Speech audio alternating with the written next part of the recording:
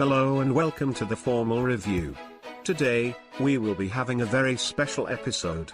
So sit back, relax, and enjoy. Hello everyone and welcome back to the Formal Review. This is Season 3, Episode 8, and I thank you all for joining me once again. So this episode marks the start of a new series that I will be doing. One thing I personally love is storytelling and looking at events of the past. Now, obviously there's a lot of biopics out there to look at, so I decided every month I am going to be looking at a very important event that has happened that month and that has a movie that does apply. And for each episode I will have a very special guest. I'm not going to reveal what movie and who will be joining me, so you're going to have to tune in to every episode and follow me on social media to keep track of when I will be releasing them, because it could come at any time of the month. To start off this monthly series, I will be looking at Apollo 13, because 50 years ago today, April 17th, Apollo 13 was able to land back on planet Earth after an explosion caused them to have to alter their plans of landing on the moon. 25 years later, a film was released about this. Now, my special guest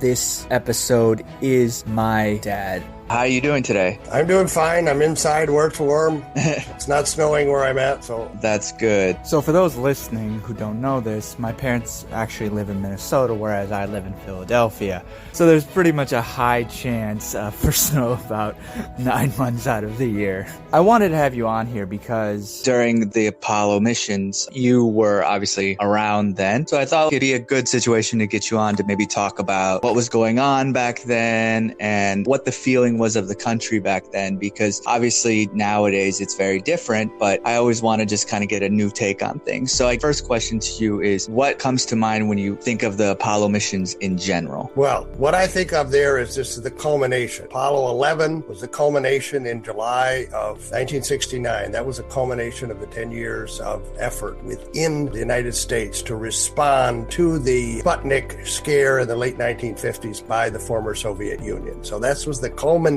of a major effort across this country to demonstrate that we can lead the world again in terms of scientific achievement. Our attempt as a country to display our capacity to lead the world in terms of scientific exploration, in this case into space. Okay. Where were you during the Apollo 11 mission, and what do you remember about it? Do you remember watching it on television, hearing it on the radio? Yes. Or what? Well, mostly on television. In July of 1969, I was in between graduating from college and starting graduate school. So I was at home where we lived in New York State. So when Neil Armstrong made that statement, "It's one small step for man, one giant leap for mankind." I was on TV. I watched it with my brother and sisters, and I think my parents were there. It was a major event. We knew who some of the broadcasters were. Walter Cronkite. Man's dream and a nation's pledge have now been fulfilled. The lunar age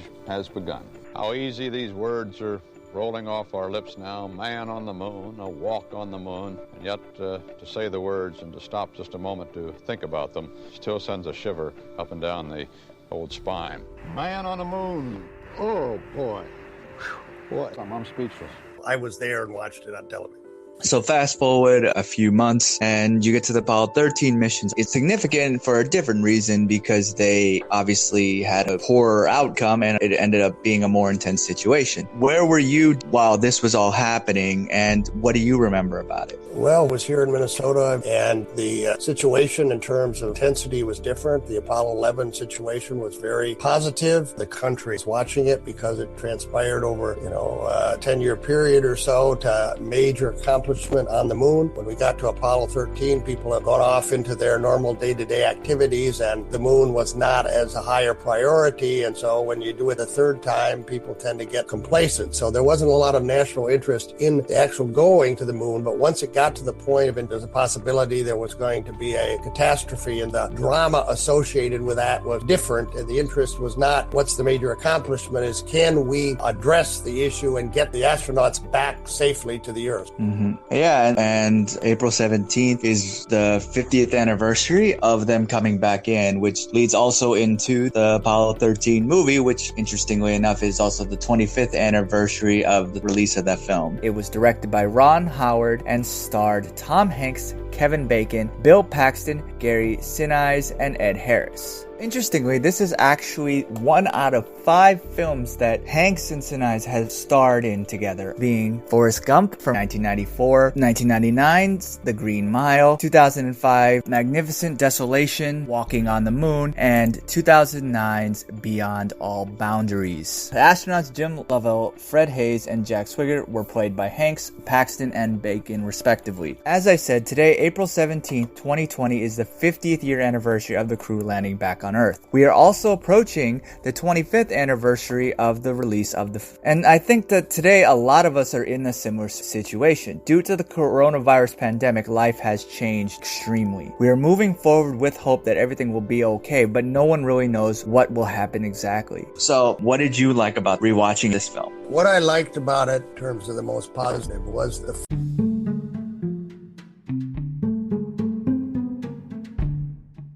Voting isn't just going to the polls anymore on Election Day. Options like early voting, mail-in voting, and ballot drop boxes are available to more voters and are growing in popularity. How to Vote is a tool created by Democracy Works, and it breaks down the options your state offers by forecasting a ballot, empowering you to decide where and when to vote. Democracy works best when we all vote, but misinformation and confusion about election procedures have resulted in low voter turnout. How to Vote takes the guesswork out of the voting process. It is easy to use and helps folks from all over the country overcome many of the process barriers to voting. It is committed to helping you vote no matter what. You can use the How to Vote tool to sign up for election reminders, see what's on your ballot, get step-by-step assistance requesting your mail ballot, explore your options for returning your mail-in ballot, check your voter registration status, and find your local polling site and make sure that you have an appropriate ID to bring with you. Decide when and where you'll vote this year at howto.vote. focus on the people involved, who the members of the crew were, and how they got selected or not selected, as the case may be. And then the broader aspects of it, the human side, where it had more than just the crew members, it's their family, how they got engaged. So it presented a broader view than maybe perhaps simply looking at the crew members themselves and the aspects associated with that. And then, what you face when you're in those kind of dangerous situations, to try and reflect that in a real direct emotional way. So then it did represent, what they're going through in trying to land, and the precision associated with, they didn't have a lot of margin when they're coming down, if they're going to not make it or make it. It was pretty precise in terms of the margins they had to achieve in order to successfully land. So people have to be aware that, whether you think of this from an engineering standpoint or getting things done from an electronic standpoint, it was very close, and there was a margin maybe of 2 or 3% perhaps, but not much more than that. So they were working through a severe engineering window to make this successful. Yeah, I definitely agree with you about the different points of view of the people, and because it allows a lot of people to attach themselves to different points of the story, but also keeping them engaged. You have the astronauts' point of view, but you also have the chaos that's going on at NASA and them trying to figure out different ways to get them down, and new ways that they didn't really expect, because these types of things are extremely rare and they don't plan for things like this, because it's pretty much similar to what the coronavirus is now. This is something that's really due to chance, and with minimum 1% of that, and that 1% could be absolutely anything. This explosion was this chance. It was really interesting to see how they adapted to the scenario and had to think outside of the box and think critically and try different things that they hadn't tried before. And then on top of that, you have the astronauts' families. Obviously, there's a lot of stress in that, because these people may have said bye to their loved ones for the last time when they left planet Earth. And showing their anxiety allows any viewer who even hasn't heard of this event or has heard of it, but allows them to relive that situation, because you're also getting their point of view. It's a good grounding mechanism to this movie that obviously takes place out in space, and there are a lot of math and science, but take all that away and it's a very thrilling story because of that that grounding. That's right. That's the human side of it, and how they manage in a catastrophe. And your reference to the COVID, we've got a lot of fear involved. In this case, it was 3 or 4 people, and you've got to operate, in a crisis situation. Some people do it very well, and others not so much. So this whole sense of managing paranoia, perhaps, or managing panic, to the extent that it's structured with the preciseness that you have to within that margin of error. People don't probably recognize, because a lot of people, you don't want to be in that situation, but if you are, this is how it's done. Yes, the astronauts went through, as the film showed, bunches of training exercises that tried to prepare them for almost every situation. Right. And then something else came up and changed the course of history pretty much. Right. These 3 men who were up there all wanted to be able to step on the moon because it's something only a select amount of people have ever done. This chance prevented them from doing that. Yeah. But in doing that, it allowed for a successful failure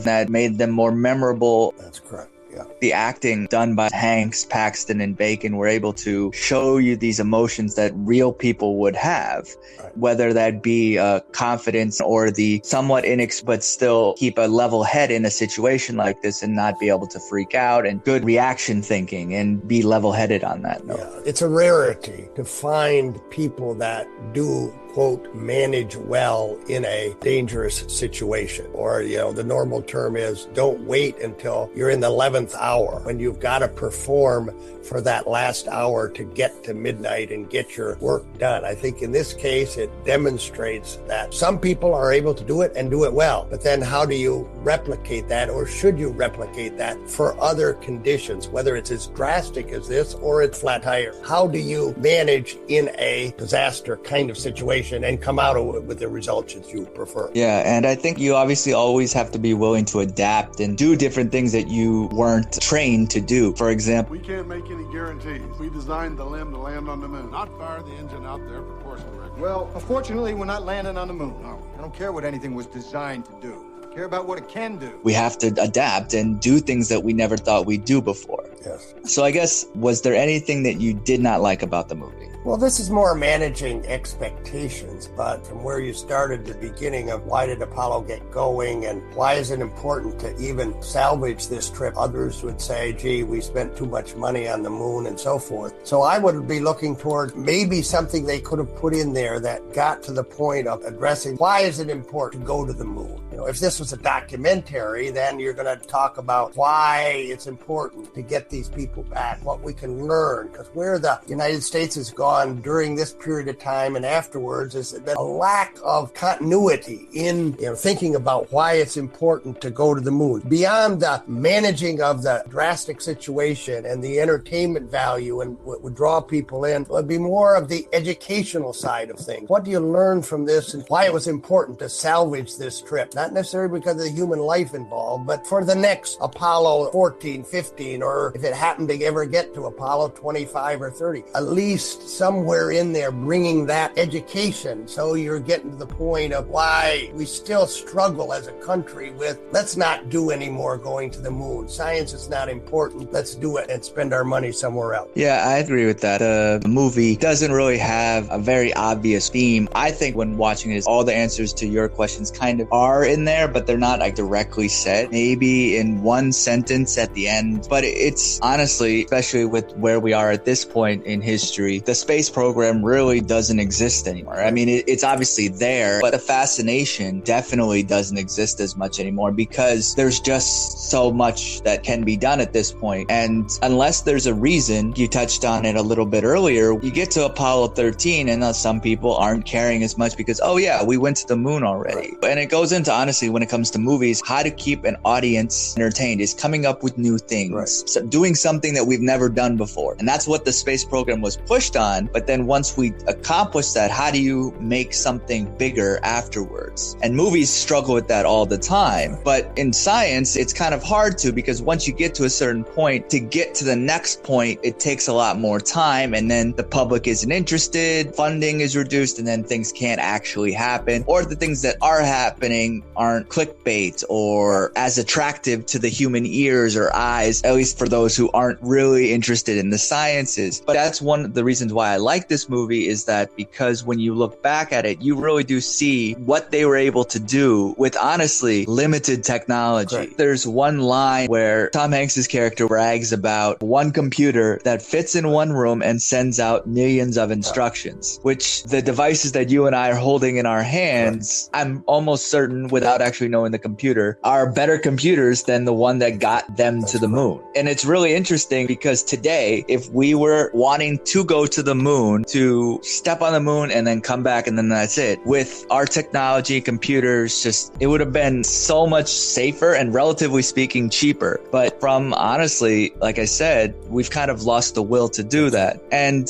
like you said, that theme in the movie itself isn't shown too much, except for I think the end of the movie. But that's one thing that I really love rewatching this movie because it's very effective in one, creating that memory of where we used to be, but also looking at how far we've come, and yet we still haven't honestly beat that accomplishment. No. We haven't stepped on any other planet. I mean, what I'm doing today in my work gets to that point. If you were to take this movie and move it into a science classroom in the K through 12 system, whether it's 6th grade, whether it's 12th grade, whether it even be in a science class in college, and show that to them, would the people that see it come out of that saying, I want to be another astronaut. I want to be one of the engineers in there. I want to be one of those that has today's equivalent of going to the moon. We went to the moon, but where is science and finding the next solution? We've got COVID now, which can't find a solution, or it'll be another year to 18 months to proactively get more people in our society engaged in the process of science and finding solutions, whether it's going to the moon or on the ground equivalent, which is our healthcare system, finding solutions to prevent the next pandemic. That kind of thing, that this movie would serve a purpose to get more people. So if I've got 100 graduates in science this year, next year it'll be 150, 200. That as a result of seeing a movie like this, and that will move the country forward. Yeah, I definitely agree with that. Like you said, with watching a movie like this, I don't think it's going to be one of those movies that you said would give this 5th grader saying, oh, I want to be an astronaut. This is that movie I think that you show after them saying that, so that they can see that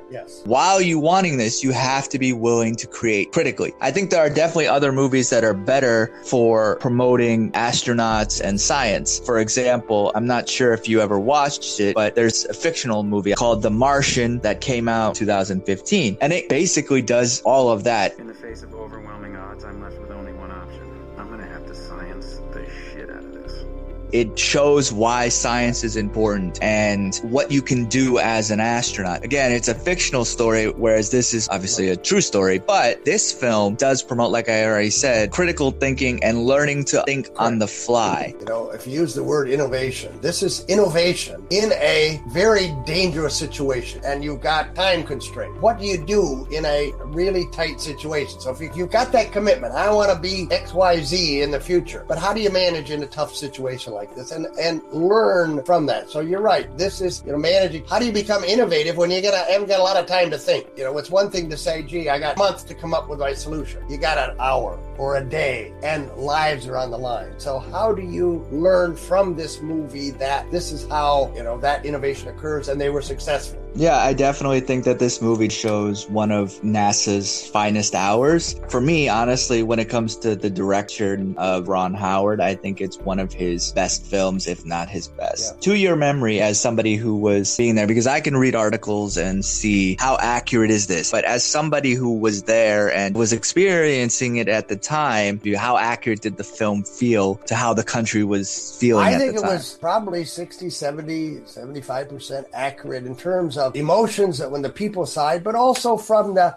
I talked quite a bit maybe about the engineering side of how accurate was it in terms of reflecting what they did. I don't have an engineering degree, but if I brought in several engineers and asked them that question, they would probably say it's pretty close. And you're presenting this not to a, audience of simply engineers, but to the public as a whole. So I think it reflects a good representation of what you go through, because you've got a combination of people there. You've got the trained astronauts, and then you've got the people in the control center, whether it's the head or the other engineers. So you got a cross-section of people in there, and so I think it represented a good proportion of what was there from that standpoint. And in the human side, all of us have in our family peaks and valleys. We know what human emotion is, and you got people's lives on the line. And so to reflect at a personal level what you're going through there, you see both the human and the technical side. I think it's pretty good. It wasn't 100%, but a large proportion of it was pretty accurate, I think, for the public as a whole. Yeah, I think that's what's really good about it, which goes into if this film holds up. I personally think it does hold up. I mean, this movie came out in 1995. So when it comes to some of the technical aspects of the film, some of them obviously are a little dated. But honestly, when you go back and you look at the technology that they had back then in 1970, it honestly speaks to what was going on at the time. Yeah, it's not the best special effects or best CGI, but technology that they had was so different back then. It's definitely a good film in that aspect too. One thing that the director actually did when it comes to the zero gravity aspects, it does feel very realistic. And this is actually because the director got NASA to let them film on a reduced gravity aircraft. They did try to really make this movie technically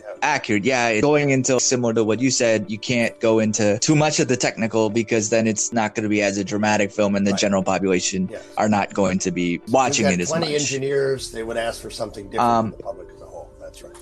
Yeah, exactly. I think that this movie definitely is worth rewatching for people who haven't seen it in a really long time. Would you say the same thing? Sure. Yeah. If I can give that, yes. Now, if a lot of people don't know, James Lipton died early last month, and I was a big fan of his show Inside the Actors Studio. Now, for those who don't know, at the end of every episode, he would ask a list of 10 questions that was originated by the French television personality Bernard Pivot on his show Apostrophes after the Proust questionnaire. And so, to honor his memory, I'm going to continue that. Now, my questions aren't the exact same, twist them a little bit to make them a little bit more information, so you get to know a little bit of my guests at the end of each episode, and some of them are a little bit fun. So let's get started. Dad, how many times a year do you see a movie in the theater? Recent years, probably been maybe 2 or 3 times a year, if that. Yeah, I definitely see more than that.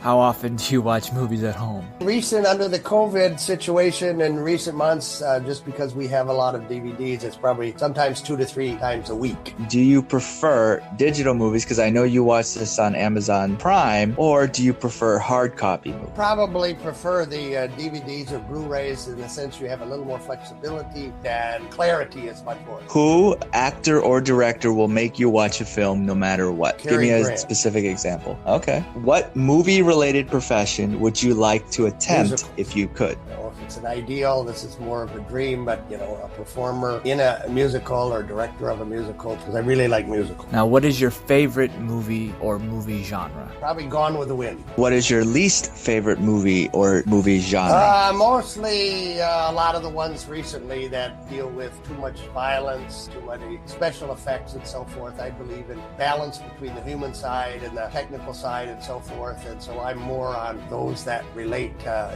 the human side of things and less those that relate to the technical aspects of what you can introduce in a film. Best Batman actor? Somebody that started when I was growing up, Adam West. Is it biopic or biopic? I would say biopic. Otherwise, I have no idea what these are. If heaven exists, what would you like to hear said to you when you arrive at the pearly gates? He improved the lives of people on the planet. Welcome. Thanks, Dad, for joining me again. I really appreciate it, and hopefully we can do this again. But you're welcome. Thanks for it's been a lot of coming fun. on. I enjoyed it. Now, what did you think of film?